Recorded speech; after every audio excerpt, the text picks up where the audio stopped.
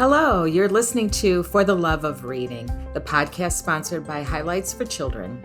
In this podcast, we shine a light on people who are doing wonderful things to help foster a love of reading in kids. I'm your host, Christine French Cully. In this episode, we're talking with Kristinas Sharky Geist, who, like a lot of women today, wears many hats. She's a small business owner, a brand strategist, a children's book author, a wife, and a mother of kids who love to read. She's here today to talk about this lovely quarantine practice she and her family are engaged in, a family story time on Facebook Live. Now, when I learned about this from a mutual friend, I had to check it out.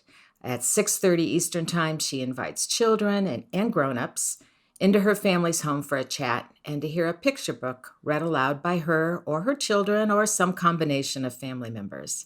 It's very simple. It's not fussy or highly produced, even though Kristina's resume includes work in television.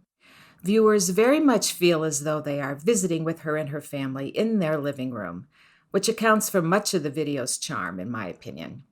And most of all, I like that the Geist kids are enthusiastic participants. Their love of books and reading shines through. Kristina, thanks for coming to talk to us about this. We're so happy you're here. Thank you for having me. What a generous introduction. Thank you. Well, will you start, please, by telling us how and why you decided to start reading aloud together on Facebook? Sure. It's funny. When I think back to, my own experience as a parent and as a writer, I had never really heard my voice reading children's stories until my kids were born. And so I think for a lot of us in parenthood, you all of a sudden hear your voice differently than you ever have before when you're reading to your baby. And that was definitely the experience for me. And my first baby will turn 13 in a couple of weeks. So it's been a long journey, and along the way, as a creative thinker and writer in my career, I had stories dancing around in my mind as a mother and as a writer, and both of those things intermingled in the creation of several children's books that I've been blessed to publish through Random House over the last few years. And so more and more over the last 4 years since my first book was published, I've heard my voice more and more with kids that aren't my own. And I've had the real honor of going into classrooms and into libraries and even into people's homes to share stories and to share stories with my little friends who I meet all over the country. When I'm down in Nashville at a college reunion, I'll set up a few visits to my friends' kids in their preschools and just go and read and enjoy the time. And I was missing that when we started quarantine, and I realized that all of the school visits I had planned for the spring would most likely be canceled. Found myself at home with my own kids and my own family. We were on spring break when quarantine began. So the first 2 weeks of this quiet time, we call it, or my nephew calls it the quiet time when the germs came. We found ourselves on spring break, yet stuck at home. At the same time, my youngest sister delivered the 10th grandchild in my family. My middle name is Sharky. That's my maiden name. There are 4 Sharky kids. And the youngest, Julia, my baby sister, had the 10th grandbaby on that first Friday of, this quiet time when the germs came. So I was feeling, as a sister, this very magnetic pull to go help my sister, who has a 3.5-year-old and a 2-year-old son. So this is the third baby boy in her household. And this is the time when our entire family would be gathering around her to help her and her husband, especially my parents, picking up the 2 big boys. They live only 5 minutes away. And when I think all of us in a time of need feel a magnetic pull to help others. And the strangest thing about quarantine has been that tension between those of us who can help, who are healthy, and who can help can't help because we have to stay home. And the best way we can help others is by staying home. And I think that's a very unnatural tension as a human being, regardless of whether you're a parent or a grandparent or even a healthcare worker. It is our human instinct to help others in a time of crisis. And all of a sudden, we're all being asked to shut off that instinct and to stay home. So for me, that first Monday of quarantine, I just said, let's just go online and read to the boys, to my nephews, and then my nieces and nephews that are in other homes throughout our family. Let's just jump online and read to them. And just did that on my Facebook Live. I had never done a Facebook Live before. I had never done an Instagram Live before or any of those types of social media posts. So, it was just a kind of a raw idea to do something to connect with my sister and with my nephews who were under pretty stressful circumstances in their home. And that was the easiest way for me to connect with them. Now we are on episode 47. We've been doing story times Monday through Friday, every day since then. This is our 10th week. And it has evolved far beyond a gesture to connect with my nephews into a daily ritual for my entire family. That has been a real silver lining for us in all of this. Yeah, it's a wonderful way to stay connected, and I love the intention behind it. I have a niece who's about to have her first child this week, in fact, and it's killing me that I can't be there with her or do something for her. So I can relate to that magnetic pull that you talk about. It's real, and I think what you've decided to do is a great way to reach out and stay connected. So it started for family, but now it's opened up. Now you have strangers like me checking in every now and then, right? Yeah. That's been a tremendous surprise, is that we have the first few days we were seeing friends that were old friends who were showing up, and you just see them show up in the comments. You can't actually see them. So it's funny because we're reacting, oh my gosh, there's Christine, and oh my gosh, there's so-and-so. And it's a lot of fun. And then we were seeing, strangers who are at home with their kids and looking for somewhere to be. We're all kind of looking for somewhere to be right now. And we have new friends. Some of them are adults who are home alone. They're not with their kids or grandkids right now. And that's been fun too. We've got friends all over the country who are regulars at Storytime. So, Marcia from New Jersey, we don't like to start till we know Marcia's there. And Susan from Alabama, and Lexi and Chatham, and Cecilia and Cora and James and Dylan, and all these friends, the Briggs family, they're here with us every night. And these are people that we've never met in real life. You greet everybody so warmly that I couldn't tell who was family and who were just Facebook friends that you'd met for the first time. I mean, it's a very friendly greeting and welcome that you give everybody. Thank you. And it's fun, it is fun, and it's surprising to see who shows up. And when I go visit a library, when I go visit a school with my stories, of course, I know the children are going to be there, right? They're a captive audience. So it's my job to just make that as entertaining and enriching for them, the 30 or 45 minutes I have with them. But I know they'll be there. When I go to a library or a bookstore or a public place to do a story time, there's always a level of anxiety about whether anyone's going to show up. And as a writer, I don't really care about that. I don't care about how many people come. That's not what's important to me. You write a story and you write a picture book to share it and to read it. It's not meant to sit on the shelf and get dusty. It's meant to be read.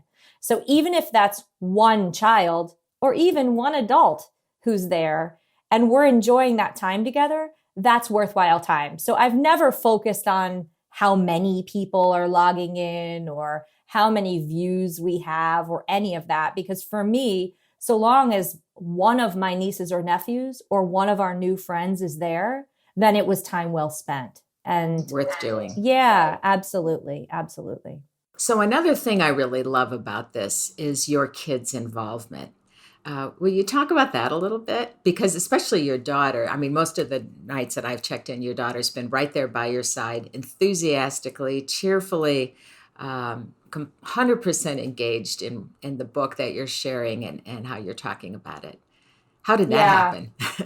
It's been tons of fun. So my kids have watched my role in other kids' lives evolve through writing books and sharing books and being at book events with me and even, story times. And they're used to that dynamic.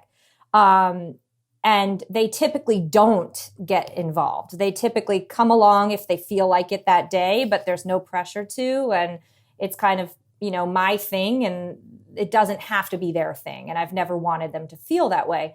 So that first day we were doing the story time, my son is not, he's not that interested in being in front of the camera. I've also never really used social media as a way to catalog my own children's childhoods and share that out.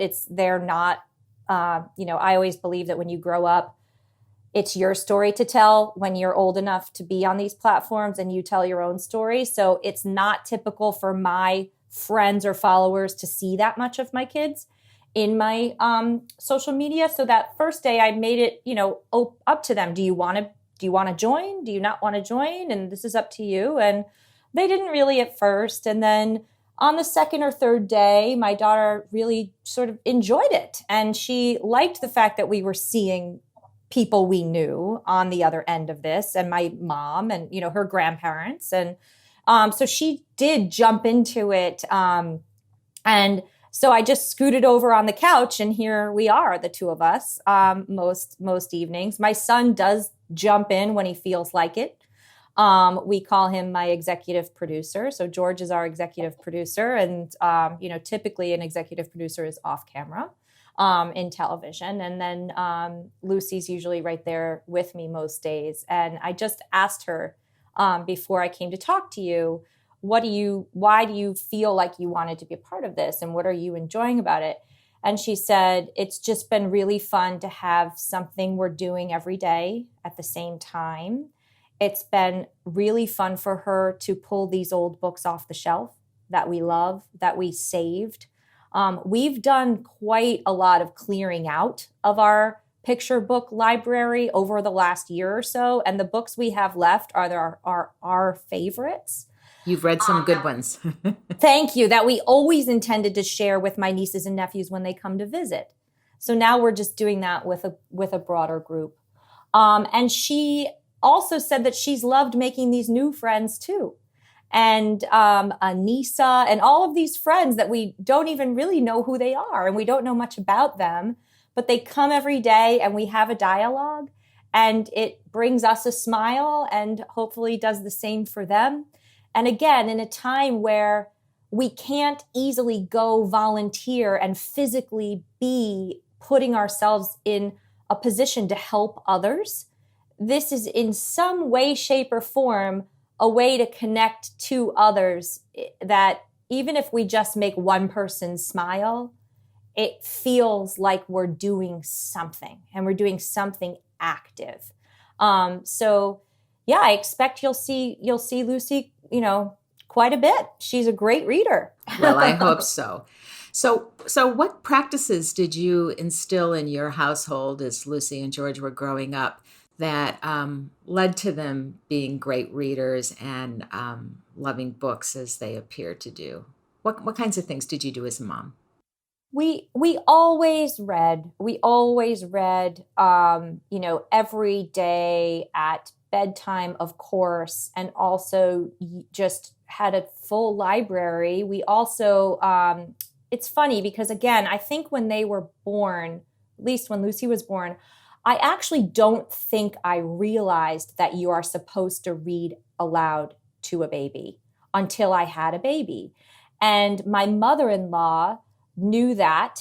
She's a social worker, and she decided when Lucy was born that she would scale back her work at a school, at a charter school in New York, and she would babysit for her and provide her childcare for us a couple of days a week.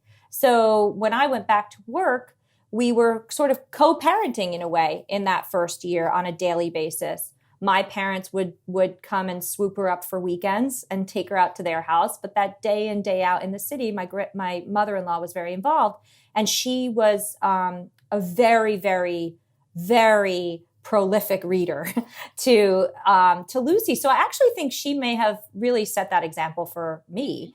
And we just continued to do that. We also, in New York City, when you have little kids, you tend to congregate in places in the city where you can get your double stroller through the door and where they're welcoming to families. So that's certain Starbucks locations where you can fit the double stroller through their doorway, and others not so much. But one of those spaces is the Barnes & Noble on the Upper West Side. And the Barnes & Noble on the Upper West Side has a huge, very open and welcoming children's section.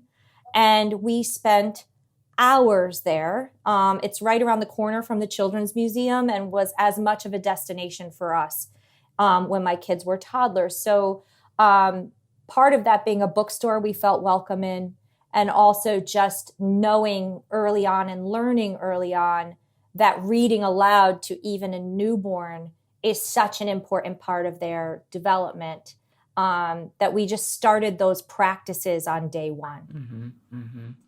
And now that your daughter's almost 13, I think you said? Yes, she'll be 13 in a few weeks.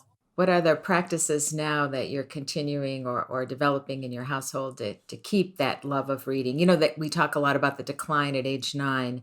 That seems to be where kids sort of switch from enjoying, many kids switch from enjoying books to reading mostly for information. How do you keep the thrill of reading alive in older kids? I think it's letting them decide and letting them choose what interests them. And their school English program is wonderful. And their teachers sort of take over at a certain point. And the work that they're reading in class, hopefully they also feel a love for those stories. And that if the right, English teacher is involved, and luckily in our case it is, and also the right school librarian that's guiding them to those choices at school, I think that the influence of school and teachers takes on a larger role than parents at a certain point too. And so we've been grateful for that. Lucy just finished reading To Kill a Mockingbird in 7th grade. And it was wonderful for all of us because I remember reading To Kill a Mockingbird for the first time, and it had a profound impact on me as a student and as a young person. And so we've been able to watch that effect on her, and watch the movie and watch the film. George has recently re-dipped into Harry Potter, and he's actually starting over again because, we realized maybe it was almost too soon the first time he started in. So I also think it can be like tasting foods with a toddler, where they say you have to taste the same food 10 times before you really know if you like it or not. So I think sometimes the timing has to be right for certain books, and just, letting them discover what they're interested in, and then putting more of that in front of them. Yeah, that's such an important point. I think sometimes as adult readers or adults who love to read, we are maybe occasionally too quick to foist on children books that we think they should read or we know they will enjoy, and we do maybe get the timing off. So to let them lead and guide us is really critical, as you say. Yeah, I think another thing too is that they really, with anything you realize as a parent is that just modeling the behavior you do is having the most profound influence on your children. And I read before I go to bed at night. I try most evenings to put my phone in a different room or on the other side of the room and not be on my phone up until the moment I fall asleep or not be watching television. I actually do read before I fall asleep. And both of my kids do the same thing. So just that simple practice, I think, can almost be a more productive influence than talking about it. That is so true. Yeah, modeling reading for our kids is really key. And what you're doing on Facebook is a great way to model shared reading and to help readers feel like they're part of a community. Sharing what we like to read is such an important component. One last thought as well that I think is one of the things that's been really interesting for me to watch is that my young friends have a perception of an author and who an author is, and they rarely meet authors or see authors in real life. And what I try to do is to show them that everyone is a writer. Everyone is an illustrator. And these ideas are sitting in your home or outside your window, and really show them the tools I use to come up with a character or come up with a story and take them through that process. Because I think as much as a love of learning and reading is so important, it's also so important to know that you're in the creative position of making these stories and making these worlds and using your imagination to express yourself and to express your idea. And that, author with a capital A on it does not mean that someone's any different than you. And that you don't have to wait to grow up to become an author. You are an author today. So that's been sort of, at the end of the day, I think what the overarching message of the story time is really about. It's such an important message to deliver to kids. I'm so glad that you've made that one of your objectives with this family project. And I'm so glad that you have come and talked to us today about what your family's doing. Thank you for having me. Thank you so much, Kristina. For show notes and information about other episodes in our podcast series, visit us at loveofreading.highlights.com. Hi, my name is Liam. My favorite place to read is probably either in my bed or when I'm on a car ride somewhere. Hey parents, find more great videos on Highlights for Grown-ups, the channel that helps you help your kids be their best selves.